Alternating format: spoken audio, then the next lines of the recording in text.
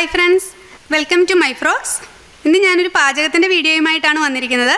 നമുക്ക് വളരെ എളുപ്പം ചെയ്യാൻ പറ്റുന്ന ഒരു റവ ലഡു ഉണ്ടാക്കുന്നത് എങ്ങനെയാണെന്നാണ് കാണിക്കുന്നത്. അപ്പോൾ ഇത് ഉണ്ടാക്കാൻ ശരിക്കും 10 മിനിറ്റൊക്കെ മതി കേട്ടോ. അതുപോലെ തന്നെ വളരെ ഹെൽത്തി ആയിട്ടുള്ള നമ്മുടെ കുഞ്ഞുങ്ങൾക്കും വലിയവർക്കും ഒക്കെയും കഴിക്കാൻ പറ്റുന്ന ഒരു ഫുഡാണ്. അപ്പോൾ അതിന് മുമ്പായിട്ട് ചാനൽ സബ്സ്ക്രൈബ് ചെയ്തിട്ടില്ലാത്തവർ സബ്സ്ക്രൈബ് ചെയ്യാൻ മറക്കരുത് കേട്ടോ. അതിൻ്റെ കൂടെ ആ ബെല്ലൈക്കൺ കൂടി ഒന്ന് പ്രസ് ചെയ്യണേ. ഇനി നമുക്കിത് എങ്ങനെയാണ് ഉണ്ടാക്കുന്നതെന്ന് നോക്കാം.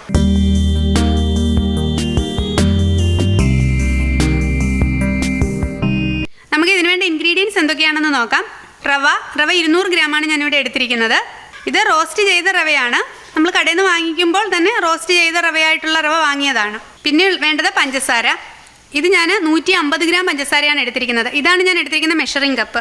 അപ്പോൾ ഈ കപ്പിന് 1 കപ്പ് റവയും അതുപോലെ തന്നെ 150 ഗ്രാം പഞ്ചസാരയുമാണ് എടുത്തിരിക്കുന്നത്. മധുരം അധികം വേണം എന്നുള്ളവർക്ക് ഇതിന് 200 ഗ്രാം തന്നെ പഞ്ചസാര എടുക്കുക. ഞാനിപ്പോൾ ഒരു മീഡിയം മധുരം മതി എന്നുള്ളത് കൊണ്ടാണ് അല്പം കുറച്ചെടുത്തിരിക്കുന്നത്.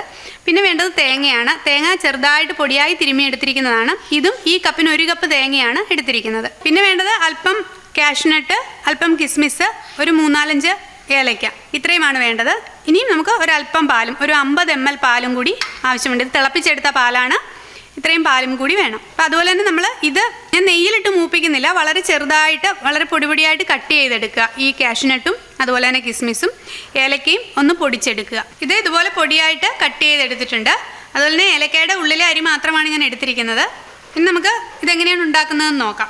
ആദ്യമായിട്ട് നമ്മൾ ഒരു നല്ല ചുവട് കട്ടിയുള്ള ഒരു ചീനച്ചട്ടിയോ പാനോ എന്തെങ്കിലും സ്റ്റൗവിൽ വെച്ചിട്ട് 1 സ്പൂൺ നെയ്യ് ഒഴിക്കുക. ഒരു ചെറിയ സ്പൂൺ നെയ്യ് മതി. 1 സ്പൂൺ നെയ്യ് ഒഴിച്ചിട്ട് ഈ റവ ഇട്ട് ഫ്രൈ ചെയ്യുക.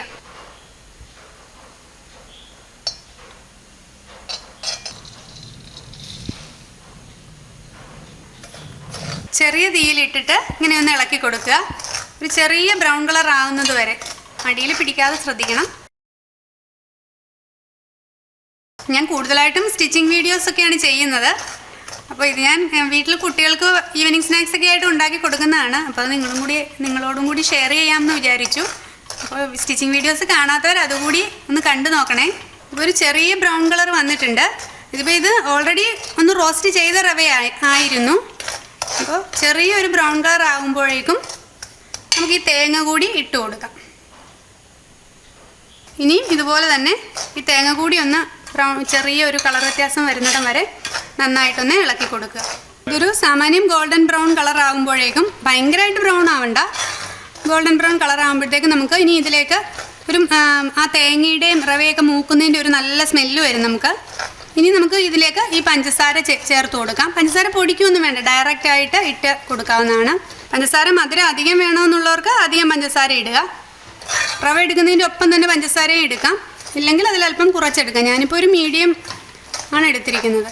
നമ്മൾ പഞ്ചസാര ഇട്ടതിന് ശേഷം ഒരു 2 മിനിറ്റ് ഒന്ന് നന്നായിട്ട് ഇളക്കി കൊടുക്കുക. പഞ്ചസാര ഇതിലൊക്കെ ഒന്ന് യോജിച്ച് എല്ലായിടും ആകാൻ വേണ്ടിയിട്ട് ഒരു 2-3 മിനിറ്റോളം ഒന്ന് ഇളക്കി കൊടുക്കുക. തീ ഇപ്പോൾ ചെറുതാക്കി ഇടുക കേട്ടോ, ഫ്ലെയിം കുറച്ചിടുക. ഇനി നമുക്കിതിലേക്ക് നമ്മൾ കട്ട് ചെയ്ത് വെച്ചിരിക്കുന്ന കിസ്മിസും അണ്ടിപ്പരിപ്പും ഒക്കെ ചേർക്കാം, ഏലക്കാപ്പൊടിയും ഒക്കെ ചേർക്കാം. ഇപ്പോൾ ഒരു നല്ല കളറായി, അതുപോലെ തന്നെ നല്ലൊരു സ്മെല്ലും വരുന്നുണ്ട് കേട്ടോ. നമുക്ക്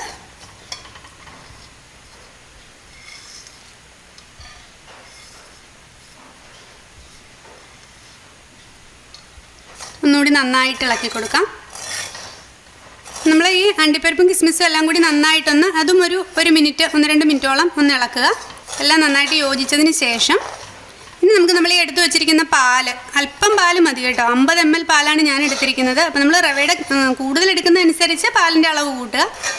ഇപ്പോൾ ഇത്ര 200 ഗ്രാം റവയ്ക്ക് ഇത്രയും പാല് മതി. നമുക്കിത് ഉണ്ട പിടിച്ചെടുക്കുന്നതിന് ഉരുട്ടി എടുക്കുമ്പോൾ ഒരു മയം വരുന്നതിന് വേണ്ടിയിട്ടാണ് ഈ പാലൊഴിക്കുന്നത്. ഇത് തിളപ്പിച്ച് വെച്ചിരിക്കുന്ന പാലാണ് കേട്ടോ, തിളപ്പിച്ച പാലാണ്. നമുക്കിത് ഒഴിച്ചു കൊടുക്കാം.